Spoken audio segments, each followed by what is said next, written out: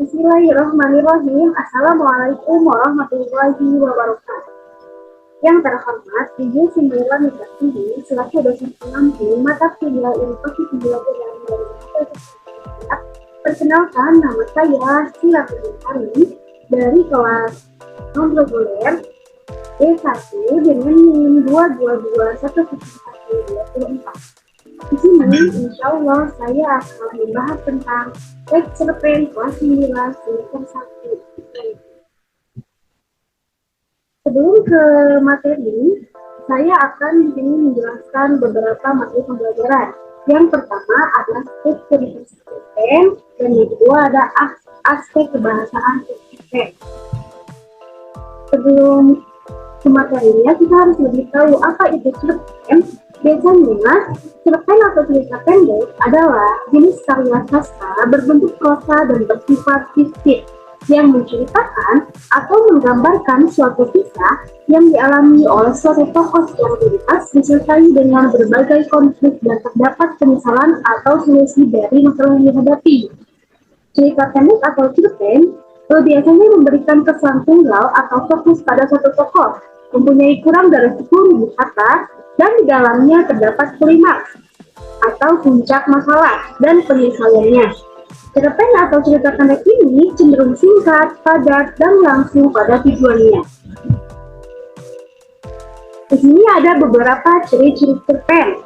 Yang pertama, memiliki jumlah kata tidak lebih dari 10.000 kata atau 5-10 halaman. Yang kedua, kebanyakan mempunyai isi cerita yang menggambarkan kehidupan sehari-hari. Yang ketiga, tidak mencerminkan semua kisah tokohnya. Ciri-ciri yang keempat, pemilihan katanya sederhana sehingga memudahkan para pembaca untuk memahaminya. Yang kelima, bersifat fiktif. Dan yang keenam, menceritakan satu kejadian saja dan menggunakan alur cerita tunggal dan lurus. Ciri-ciri yang ketujuh, membacanya tidak membutuhkan waktu yang lama. Ciri-ciri yang kedelapan, memberikan pesan dan kesan yang sangat dalam. Dan yang terakhir, hanya ada satu konflik dan satu penyelesaiannya. Selanjutnya ada unsur-unsur cerpen. Unsur yang pertama yaitu unsur eksplisit. Yang kedua ada unsur intrinsik. Nah, unsur eksplisit adalah unsur yang membangun karya sastra dari dalam. Di sini ada 8 unsur inti cerpen. Yang pertama, tema, yang kedua tokoh, yang ketiga penokohan, yang keempat alur atau plot, yang kelima latar atau setting, yang keenam sudut pandang, yang ketujuh gaya bahasa, dan yang kedelapan terakhir amanat. Di sini ada penjelasan tema. Tema merupakan ide atau gagasan dasar yang melatar belakangi keseluruhan cerita yang ada dari cerpen. Tema memiliki sifat umum dan general yang dapat diambil dari lingkungan sekitar, permasalahan yang ada di masyarakat, kisah pribadi pengarang sendiri, pendidikan, sejarah, perjuangan, romansa, persahabatan, dan lain-lain. Yang kedua ada tokoh. Tokoh merupakan pelaku atau orang yang terlibat di dalam cerita tersebut. Ada beberapa jenis tokoh yang digambarkan dalam cerpen. Yang pertama ada protagonis. Protagonis adalah tokoh yang menjadi aktor atau pemeran utama dan mempunyai sifat yang baik. Yang kedua, sifat antagonis. Tokoh ini menjadi pemeran utama yang menjadi lawan daripada tokoh. Tokoh antagonis memiliki watak yang negatif seperti iri, dengki, sombong, angkuh, congkak, dan lain-lain. Tokoh selanjutnya ada tritagonis. Tokoh ini adalah tokoh penengah dari protagonis dan antara antagonis. Tokoh ini biasanya memiliki sifat yang arif dan bijaksana. Yang ketiga ada penokohan. Penokohan adalah penentuan watak atau sifat tokoh yang ada di dalam cerita itu. Watak yang diberikan dapat digambarkan dalam sebuah ucapan, pemikiran, dan pandangan dalam melihat suatu masalah. Berikutnya ada figuran. Tokoh-tokoh ini merupakan tokoh pendukung yang memberikan tambahan warna dalam cerita. Selanjutnya ada alur atau plot. Alur adalah urutan jalan cerita dalam cerpen yang disampaikan oleh penulis. Dalam menyampaikan cerita, ada tahap-tahapan alur yang disampaikan oleh sang penulis. Yang pertama, tahap perkenalan, yang kedua, tahap penunjukan, yang ketiga, tahap klimaks, yang keempat, anti klimaks, dan yang terakhir adalah tahap penyelesaian. Ada tiga macam alur yang kerap kali digunakan oleh penulis, yakni yang pertama alur maju. Alur ini menggambarkan jalan cerita yang urut dari awal perkenalan tokoh, situasi lalu menimbulkan konflik hingga puncak konflik dan terakhir penyelesaian konflik.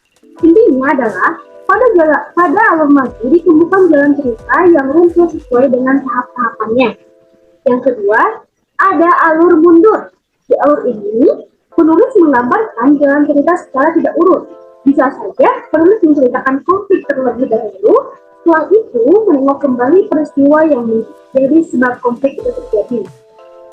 Yang ketiga, ada alur campuran. Alur campuran yaitu perpaduan antara alur maju dan alur mundur dalam cerita tersebut. Yang kelima ada latar atau setting.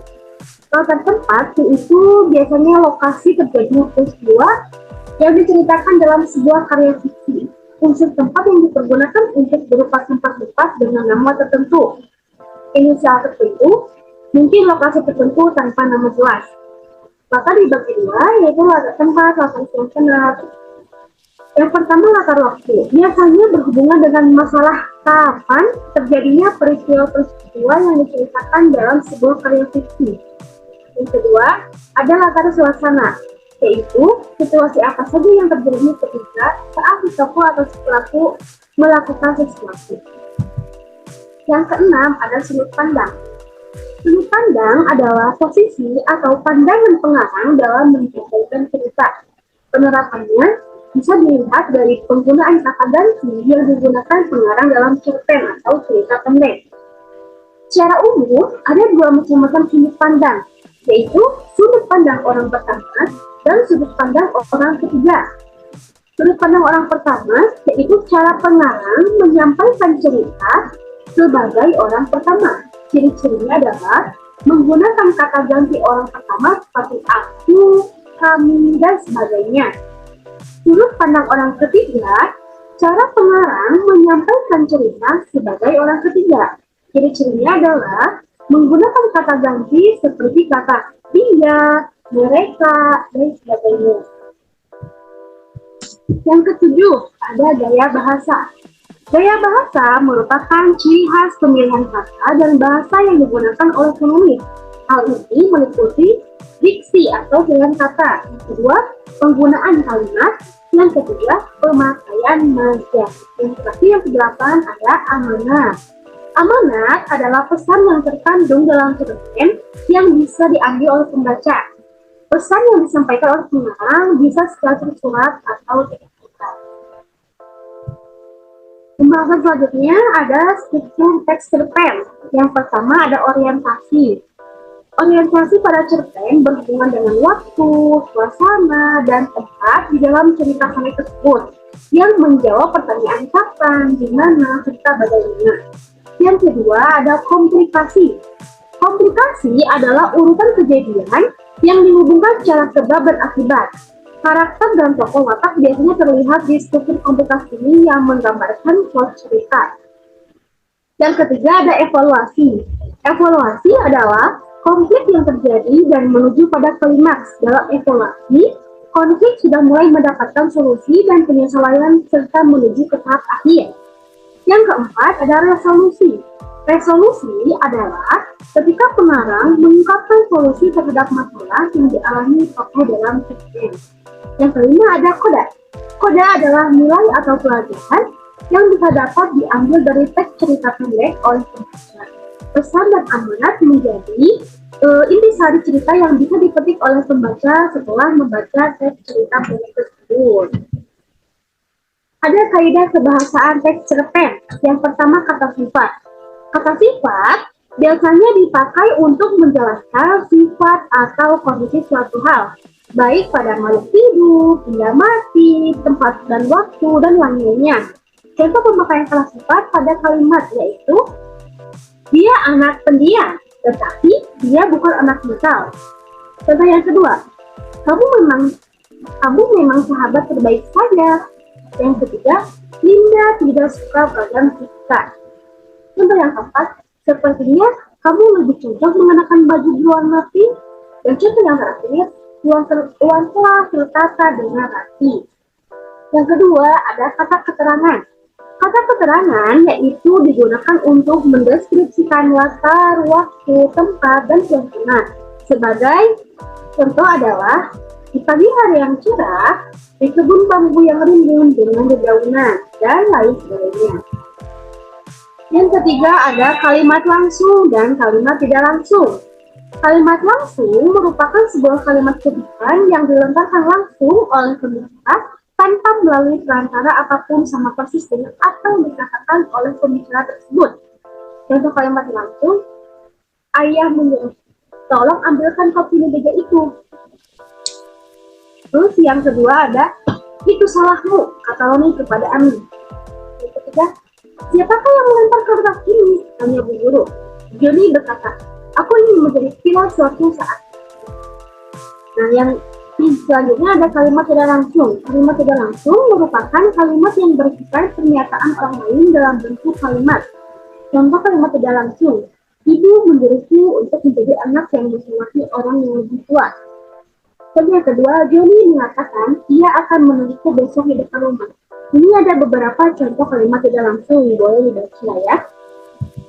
Selanjutnya ada gaya bahasa bersifat konotasi. Kalimat konotasi adalah kalimat yang mengandung makna yang bukan sebenarnya. Makna konotasi biasanya disebut dengan istilah makna kias. Contohnya, Aisyah merupakan anak emas dalam keluarganya. Maksud anak emas tersebut adalah anak yang paling disayangi. Satu contoh lagi, karena kepala besar, Naya dijauhi teman-temannya. Nah, besar kepala adalah artinya sombong. Yang kelima, penggunaan bahasa tidak baku. Bahasa tidak baku merupakan kata yang dipakai tidak sesuai dengan pedoman atau kaidah bahasa yang sudah ditentukan. Biasanya, kata tidak baku ini sering dipakai pada saat percakapan sehari-hari atau dalam bahasa tutur. Contoh kata tidak baku, seperti praktek, pasif, apotik, dan sebagainya. Contohnya, saya membeli obat di apotik Enggal. Ini ada menggunakan gaya bahasa perbandingan, pertentangan, pertautan maupun perumpamaan. Di sini ada majelis perbandingan. Majelis perbandingan yang pertama ada perumpamaan. Perumpamaan adalah perbandingan dua hal yang pada hakikatnya berlainan dan sengaja kita anggap sama. Itulah sebabnya maka itulah kata perumpamaan disamakan saja dengan persamaan. Misalnya, laksana bulan kesiangan, umpama memadu minyak dengan air. Yang kedua ada metafora. Metafora adalah perbandingan yang implisit, jadi tanpa kata seperti atau sebagai di antara dua hal yang berbeda. Di dalamnya terlihat dua gagasan. Yang satu adalah sebuah kenyataan, sesuatu yang dipikirkan yang menjadi objek. Dan satu lagi merupakan perbandingan terhadap kenyataan tadi. Dan kita menggantikan yang belakang itu menjadi yang terdahulu. Misalnya, satu jinak-jinak merpati, alih mata keranjang, perpustakaan gudang ilmu. Yang ketiga, personifikasi. Personifikasi ini merupakan jenis majas yang berkata sifat insani kepada barang yang tidak berjawa. Misalnya, angin yang meraung, angin yang membelah indra sampai ke relung hatiku. Di sini ada gaya bahasa pertentangan. Yang pertama dari hiperbola merupakan gaya bahasa yang berlebih-lebihan, yang memberi penekanan pada suatu pernyataan atau situasi untuk memperhebat, meningkatkan kesan dan pengaruhnya. Contohnya, sempurna sekali, tiada kekurangan suatu apapun buat pengganti baik atau cantik. Contoh yang kedua, hatiku hancur, terkoyak, darahku mendidih, dadaku sudah terkesak, mendengar dia memutuskan diriku. Yang kedua adalah hipotes. Hipotes adalah majas yang di dalamnya mengungkapkan sesuatu yang positif dengan bentuk yang negatif atau bentuk yang bertentangan. Hipotes mengurangi atau melemahkan kekuatan pernyataan yang sebenarnya. Contohnya, hasil usahanya tidak mengecewakan. Jakarta sama sekali bukanlah kota kecil dan sepi. Yang ketiga ada ironi. Gaya bahasa sindiran yang menyatakan sebaliknya dengan maksud menyindir. Contohnya, bagus, benar tulisannya seperti seekor ayam. Yang kedua, saking berdunya suaramu sampai-sampai memecahkan bayanganku. Selanjutnya ada gaya bahasa pertautan. Yang pertama ada monotonimia. Jenis gaya bahasa yang dipergunakan sesuatu yang lain berkaitan erat dengannya.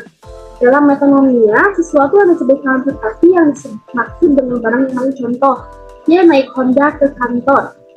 Yang kedua ada alusio. Alusio merupakan jenis gaya bahasa yang menyatakan perbandingan dengan menggunakan ungkapan atau peribahasa yang sudah lazim. Contohnya, sejak tadi aku perhatikan pekerjaanmu hanya menggantang asap saja. Yang ketiga ada sinekdoche. Ialah majas yang menyebutkan nama bagian sebagai pengganti nama keseluruhannya atau sebaliknya. Contoh, setiap tahun semakin banyak mulut yang harus diberi makan di tanah air kita. Pasanglah telinga baik-baik dalam menghadapi masalah itu. Selanjutnya ada gaya bahasa perulangan. Yang pertama, aliterasi adalah jenis gaya bahasa yang memanfaatkan pemakaian kata-kata yang permulaannya sama bunyi.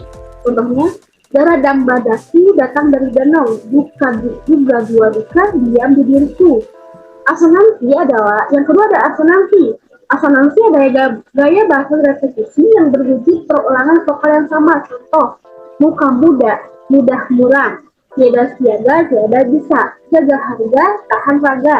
Yang ketiga ada simploke, merupakan gaya bahasa repetisi yang berupa perulangan pada awal dan akhir beberapa baris atau kalimat berturut-turut. Contohnya, kau katakan aku wanita pelacur, aku katakan biarlah.